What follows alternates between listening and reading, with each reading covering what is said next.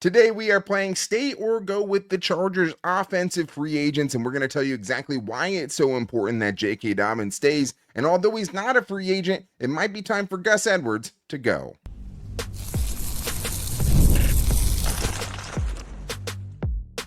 You are Locked On Chargers, your daily podcast on the Los Angeles Chargers. Part of the Locked On Podcast Network, your team every day.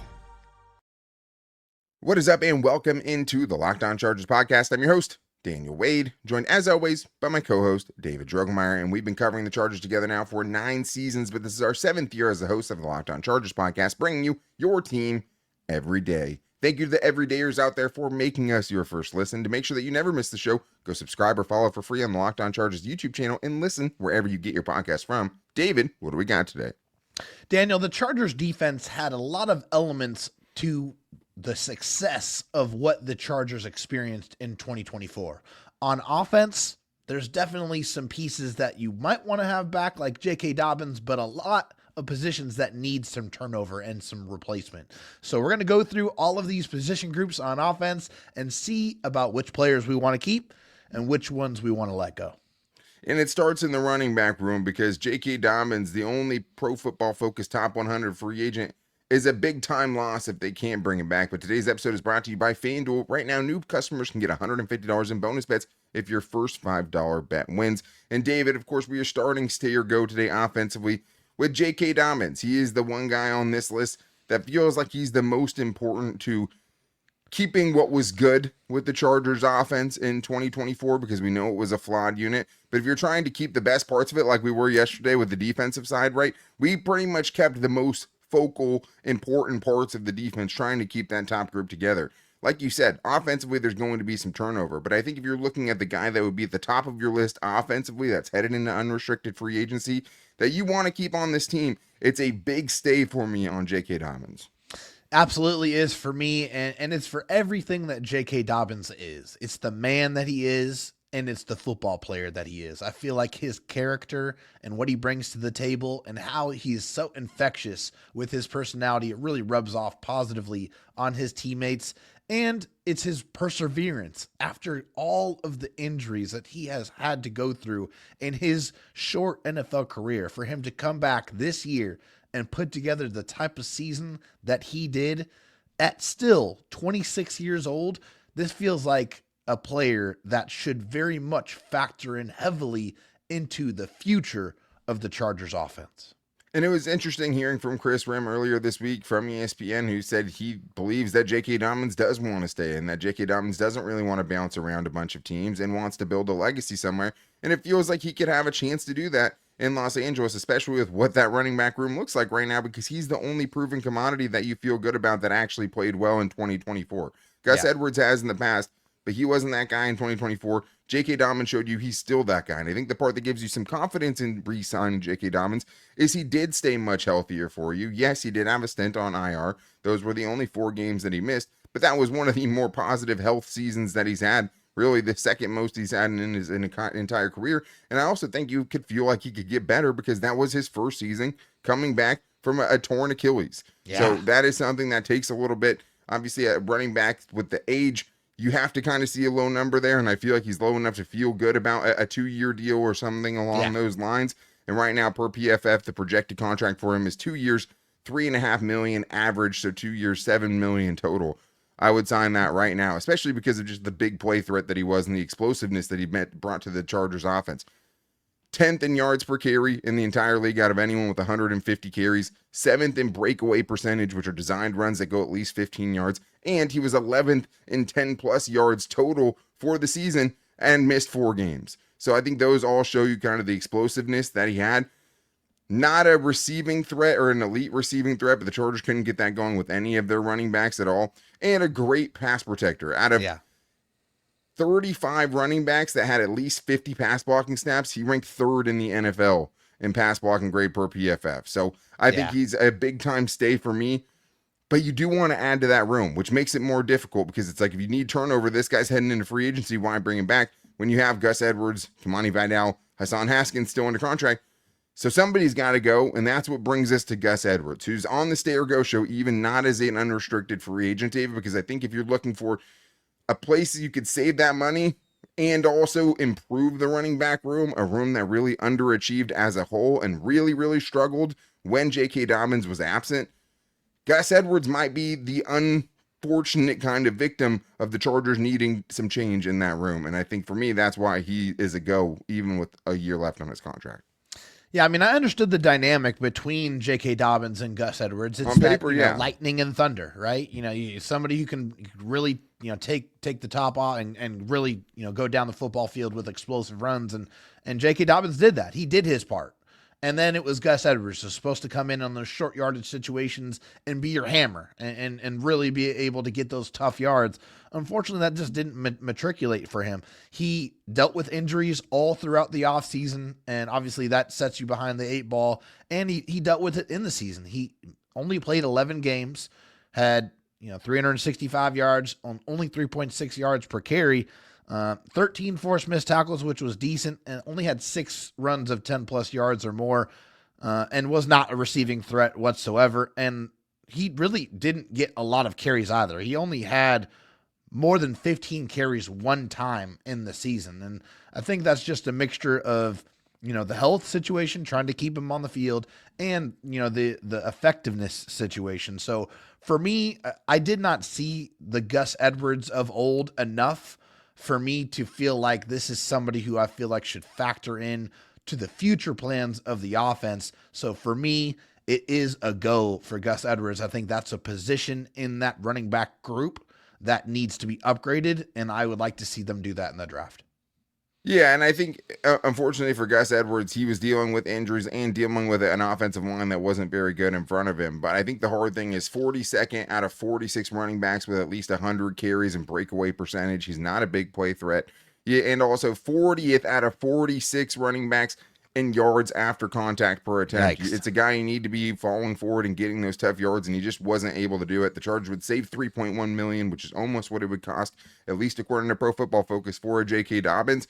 Career low rush percentage, and although he did have 13 missed tackles forced, out of anyone that had 100 carries at least, that was the lowest amount in the entire league. So obviously, compared to those other guys, not great. And I think you have to make a change in that room somewhere, and I think that's where it has to come from, because I'd much rather take a chance on Kamani Vidal making that leap at his age than Gus Edwards. But let's talk about the backup quarterback spot real quick, David. Obviously, we know who the starter is, but both of the Chargers' second-string quarterback and their emergency quarterback, Easton Stick and Taylor Heinicke, are now headed into free agency. And for me, I like the thought of having a veteran backup in Taylor Heinicke. The Chargers made the move for a reason. He only threw the ball 5 times, and they didn't really have a roster that could win around a backup quarterback. Anyways, I'm fine with Taylor Heinicke staying for the right price. With Easton Stick as the emergency third-string quarterback, I think I'm good on that. I think that experiment has run its course, and I think I'd rather take a chance on a young guy through the draft or just the cheapest option I can find there for an emergency.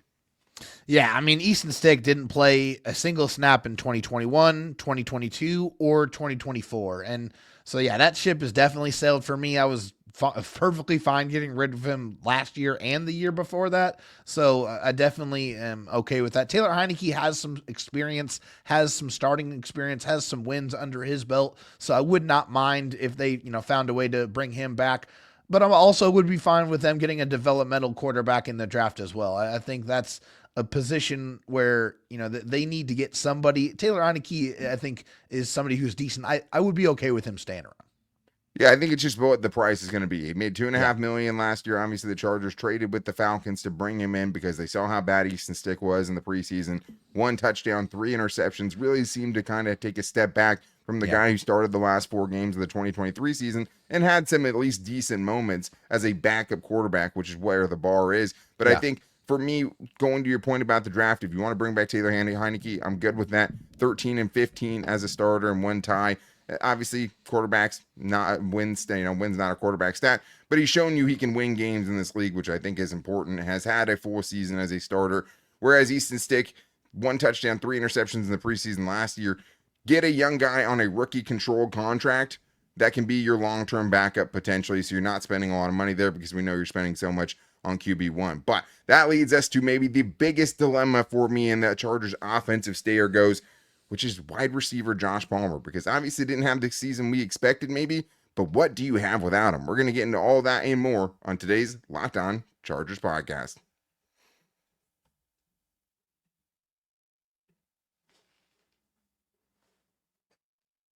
First, though, I do need to tell you guys about FanDuel, because I know there's still so many great things to bet on, especially with football over. And for me, when these other sports are taking over my time and my sports fan with, I need a little bit of action to get a little bit closer to what I feel when I watch a football game. With FanDuel, you can place live bets throughout any game. So even if you miss the opening tip-off in basketball or want to just bet on a fourth quarter comeback, you can stay in the action. And if you're looking for a bigger payout, you can even combine your live bets into a same game parlay. I love using FanDuel's live betting because it keeps every moment of every game exciting. Even if there's a blowout, you can find things to bet on. Even if your initial bets of the game didn't go well, you have a chance in the second half to make different bets as the game goes, and you're starting to get a feel for it. But I hit on the hockey one last time I went, and the Four Nations face-off is still happening after the USA absolutely drubbed them in their last game. Now it's USA versus Canada on Saturday. I'm taking the USA money line -108. Give me Canada. Give me another dub. And right now, new FanDuel customers can get $150 in bonus bets if your first $5 bet wins. Just visit FanDuel.com to join today. That's FanDuel.com for your shot at $150 in bonus bets. Make every moment more with FanDuel, the official sports betting partner of the NBA. David, let's continue these stay or goes and get into the Chargers wide receiver room, who has a pretty big number of guys heading into unrestricted free agency. And I think that's partially due to the kind of volatility of that group this year. Some guys who didn't pan out. And one guy who's kind of been an enigma his entire Chargers career, and that is Josh Palmer. And for me, he's the toughest decision of who we have today, and whether they should stay or go. Because I think we all know with what that Chargers wide receiver core looked like, they need something else. They need more. They need someone who's closer to Ladd McConkey than to Quentin Johnston. And we saw what the kind of trio of Ladd McConkey, Josh Palmer, and Quentin Johnston can do. So, David, when you did this one, I'm interested to see, did you have Josh Palmer as a stay or as a go? Yeah, this one was an extremely difficult decision for me because I look at Josh Palmer and I see him as a wide receiver that can do a little bit of everything decently. Feel like he can, go up and get the football out of 100 wide receivers, minimum of 50 snaps. He was 59th in contested catch rate of 45.5%, which is higher than Quentin Johnston. Just to put that into some context. But there is also some instances throughout his tenure with the Chargers where it didn't feel like he was on the same page with Justin Herbert. And it's weird because in the beginning, he really worked at it hard. He stayed before practice, after practice. Felt like that first season, they really had some pretty good chemistry going on. But somewhere down the line, that definitely changed. He's only 25 years old, so he's still pretty young. Obviously, he's coming off of his first contract. Had a decent year.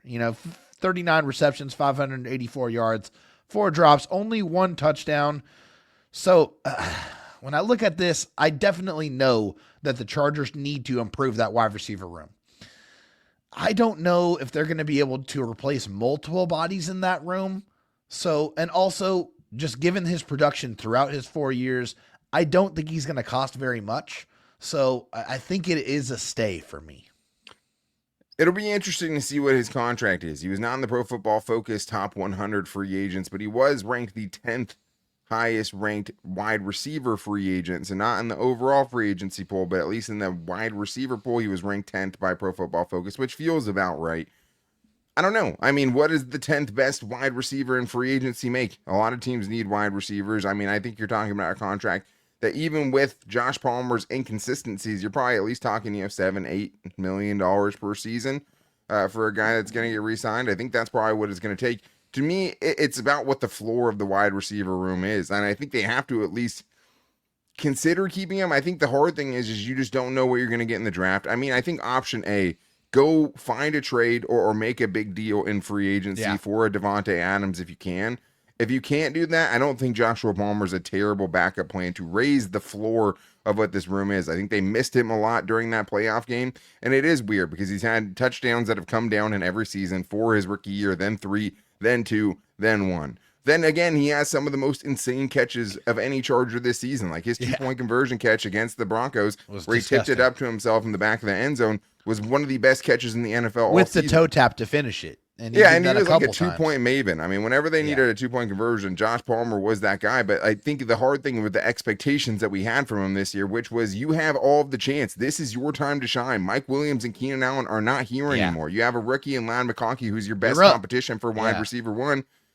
And he wasn't wide receiver 1 or 2 for the Chargers this season. We know the flaws that Quentin Johnston has. You can't run the same trio back. So I understand they go either way. I think this is a contingency plan. It shouldn't be plan A, but I would understand if they wanted to bring it back because they also have 3 more guys heading into free agency, including Simi Fehoko, DJ Chark, and Jalen Reagor. We're talking about Simi first because he's an all-time vibes guy, no elevators, obviously. He's a guy you feel like is a glue guy and also brings special teams value. To me, he's the most likely of the next 3 guys, him, DJ Chark, and Jalen Reagor, to stay. I'd be fine if he goes. You have to improve that room. But as far as what he brings to the table and what you're going to ask for him, if they brought him back as a special teams player, it wouldn't surprise me. Yeah, I mean, a guy that really worked his tail off in the offseason to put his best foot forward and earn a role on the team. Had a great preseason, too. And he did. Yeah, he had a great preseason. He definitely made some plays. When it came to the regular season, though, he didn't really see a lot of offense. He didn't see a lot of snaps on offense. Only 6 receptions on 16 targets and 106 yards. Had 2 drops, 17.7 yards per reception. So he was making some plays with those targets there. But he only played 8 games this season, and obviously that was due in large part to the serious injury that took him out for most of the season. Although he was a core 4 special teamer, he was on all 4 of those. When he was on the field, he was a big part of that. And you obviously need guys that can play special teams. That part of the football team can't be neglected. You still have to have guys that can go out there and do that at a high level. It's not going to cost a lot of money. If they bring him back for the special teams element, I'm okay with it. If they move on, I'm totally fine with it either, just because he didn't really factor a lot into that room from an offensive perspective. Yeah, when he was healthy, they just weren't using him, really. Like, he just wasn't a big part of what the offensive game plan was. And 6 catches on 16 targets isn't a great success rate, right? It's only, a little over a third of the catches or the targets that are thrown your way. I think you want that to be over half at least. I think the big thing was, though, when he was making plays, he was making big plays, right? 17.7 average yards per catch. He was a big playmaker for them. Had a couple of big plays on one-on-one chances down the sideline, but nothing that I think really translated from the preseason from a standpoint of, this is a guy that you have to have because he might be kind of a budding starting level player that hasn't gotten the opportunity yet. Obviously, they told you they didn't think that he was. So DJ Chark, as many touchdown catches as Joshua Palmer, which is another part that makes the Joshua Palmer with 9 targets. Yeah, with only 9 targets, 4 catches, 31 yards, 7.8 yards per catch. Healthy scratch over several games. Played 105 total snaps. One of the few misses, straight up misses by Joe Ortiz in free agency. Seemed to have won a starting job coming out of camp. Got injured at the very beginning of the season. Missed a bunch of games, and then even when he came back, he was a healthy scratch. Yeah. And then you go to Jalen Reagor, who had some moments, right? Had the sideline catch against the Saints where he went up and got it, toe tap on the sideline, great catch. Had a couple of big plays, and the Chargers showed you they trusted him at times this season more than Brendan Rice, more than, obviously, DJ Chark, who he took some snaps from and started over. But the biggest play he's going to be known for, David, is the fumble against the Cardinals, where you had a chance to get off to that game, a great start. One of the only games where the only game probably the Chargers lost against a bad team all season. And that was really what set the tone for it. So Jalen Reagor, I was, impressed in certain parts of his game because I had very low expectations. He was brought in because of kind of necessity, because they didn't have DJ Chark, because they were banged up a little bit in the wide receiver room. Between either of those 2 guys, do you think either of them stays? Nah, they're both goes for me. They're both players that you bring in when you need some help, when you got injuries in the room. I think that's really where they're at in their career, and they haven't really proven to be anything more than that up to this point. Yeah, exactly. I think I would 100% agree with you. I don't see either one of them coming back. If it was up to me, I wouldn't be bringing either of them back.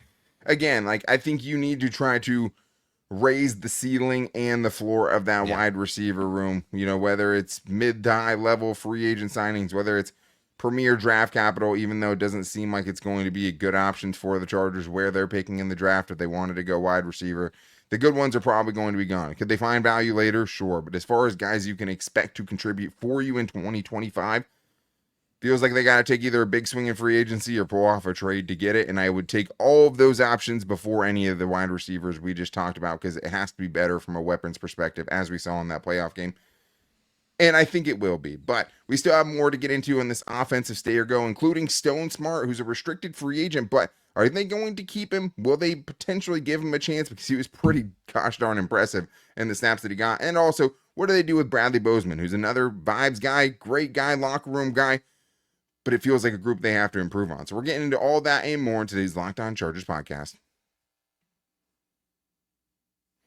Football season may be over, but basketball is in full swing, and there's no better way to stay in the game than with Prize Picks, the best place for daily fantasy sports. With Prize Picks, you pick more or less on at least 2 player projections, and if you're right, you can win up to 1,000 times your cash. And it's about to be the NBA All-Star break, so there's not going to be games, but you can find projections on the 3-point contest. There's so many fun things that you guys can do and get projections on with Prize Picks, and the best part is Prize Picks is quick and easy, and you can set up your lineup in less than 60 seconds. And their fast and secure withdrawals mean I get my winnings in as little as 15 minutes. It's so easy to get your money out. Plus, I love their weekly promos like Taco Tuesday, when you can get discounted player projections for an even better value. You can also find projections on the Four Nations Face-Off with shots on goal and so much more. All you have to do, download the app and use the code LOCKEDONNFL to get $50 instantly after you play your first $5 lineup. That's code LOCKEDONNFL for $50 instantly after you play your first $5 lineup. Prize Picks, run your game.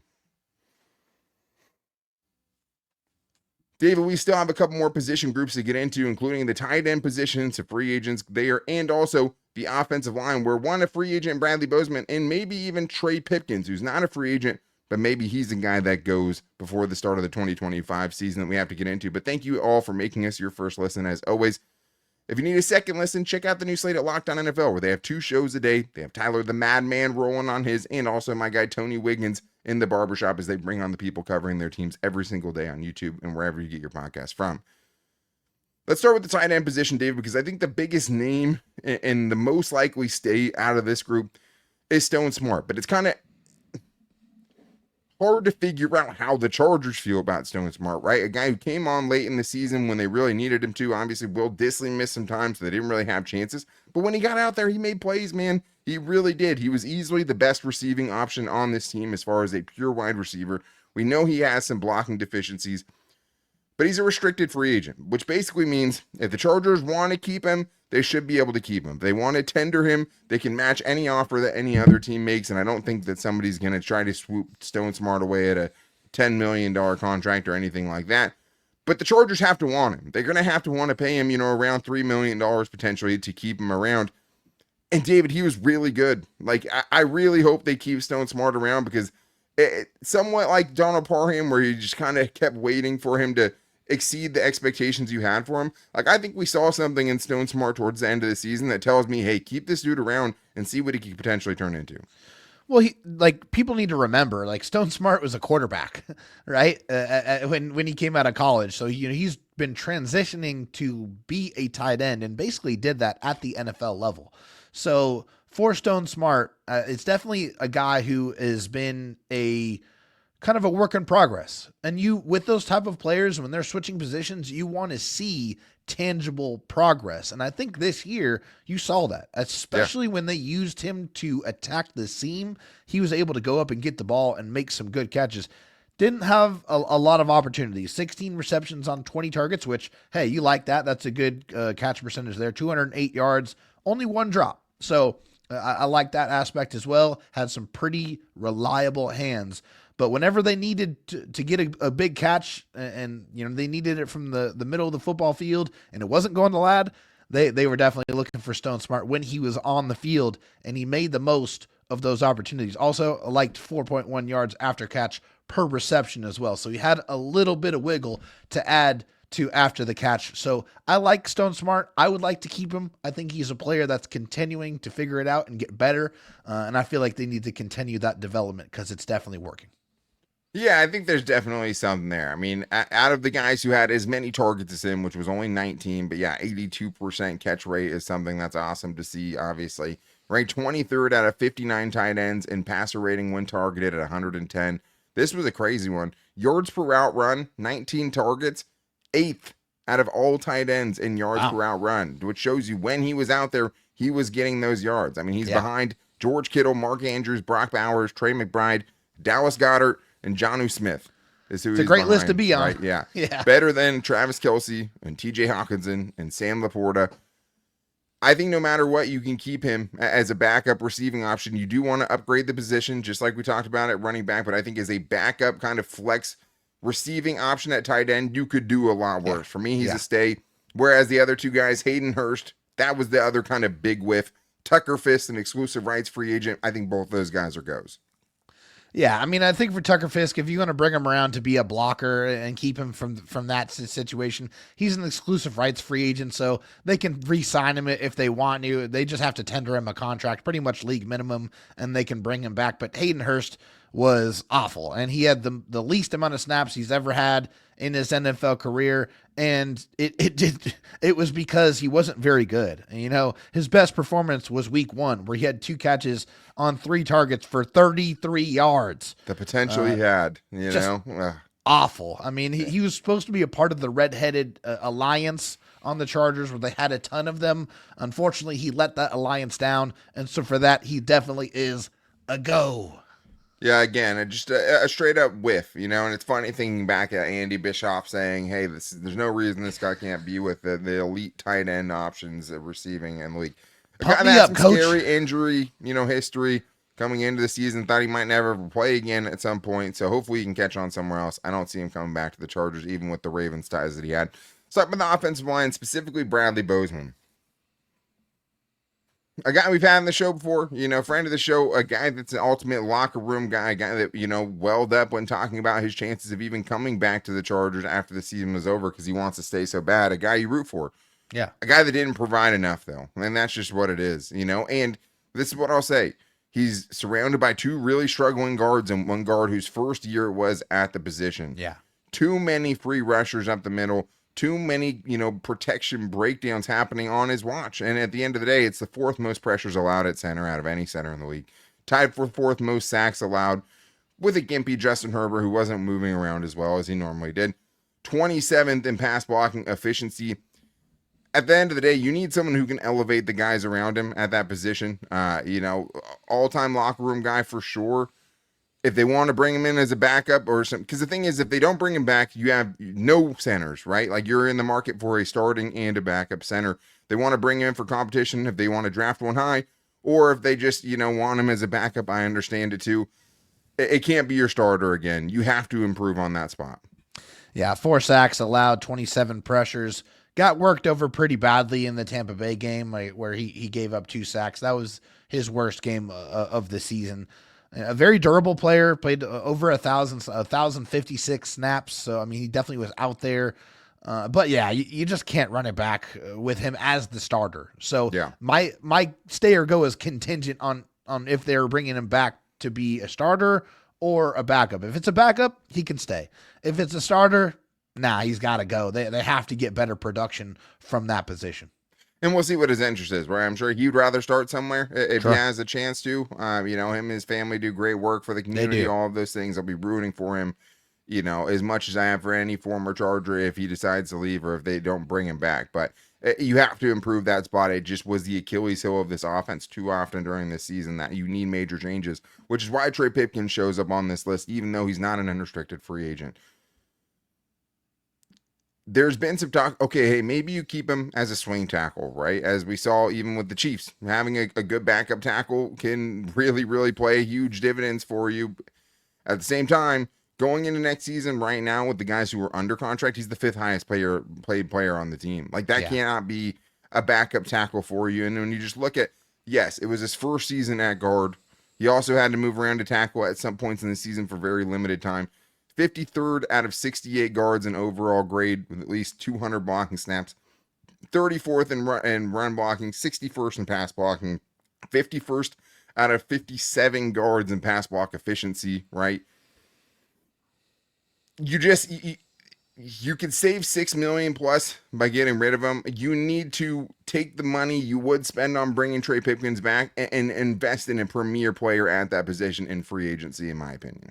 Absolutely. Take that $6.7 million that you're going to gain from cutting him and go give it to Trey Smith, an actual real guard who has played at a high level for a championship team, who has won 2 Super Bowls. That's what I want. They absolutely have to upgrade the guard position. Trey Pipkins is an easy and obvious cut candidate, and it's definitely a go for me. I've seen enough from Trey Pipkins. Yeah, 15 games. He allowed 29 pressures, 6 sacks, which was tied for the 7th most in the league. Probably better as the tackle than a guard. He's had at least a good season at tackle. Yeah. He was okay there. But the problem is he's kind of like a Michael Davis, where it feels like every other year, it's kind of a ping pong game. Just where consistency issue. You don't know what version of him you're going to get. He's a 3rd round pick that looked like he was never going to be anything and kind of turned his career around to get that 2nd contract. Good for him, for sure. Very much so.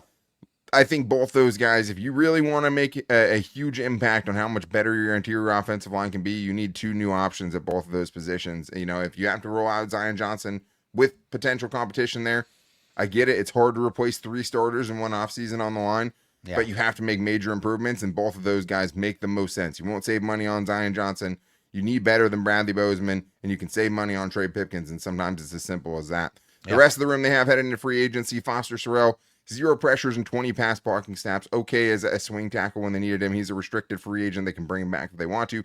Brendan Heinicke, you could tell how much they didn't want to put him on the field because the only time he played was the garbage time against the Patriots. Yeah, Bradley Bozeman also played the most snaps of anyone on the team, so he wasn't going to get a chance. But they felt like Sam Mustipher was the guy that was a better fit for them at guard. He had 4. This is the problem with Sam Mustipher. He started a game in week 4 when they needed him to, over Brendan Heinicke, over Jordan McFadden, over guys who had been here already. And in that game, he had 3 pressures allowed on 31 snaps and also had 3 penalties. Put in a tough spot, coming in off the street for sure. To me, all of those guys are goes. I'm going to guess you would also say the same thing. Sweeping change is needed, because if those guys you had behind the guys we're saying to get rid of, or to let go, I should say, if none of those guys you have behind them could play better than some guys that were playing pretty poorly, they got to go too. Yeah. You need to revamp that entire room, in my opinion. But that's going to, do it for today's show. Not as many big-time moves that need to be made offensively. We talked about yesterday, hey, if you're spending $30 million to keep the nucleus of the defense alive, that's great, especially because there's probably not a lot of money that you have to spend on your impending offensive free agents. I mean, we said yes for JK Dobbins, and that's pretty much it. All the rest of the guys will be near league minimum, except for Josh Palmer if they decide to keep him.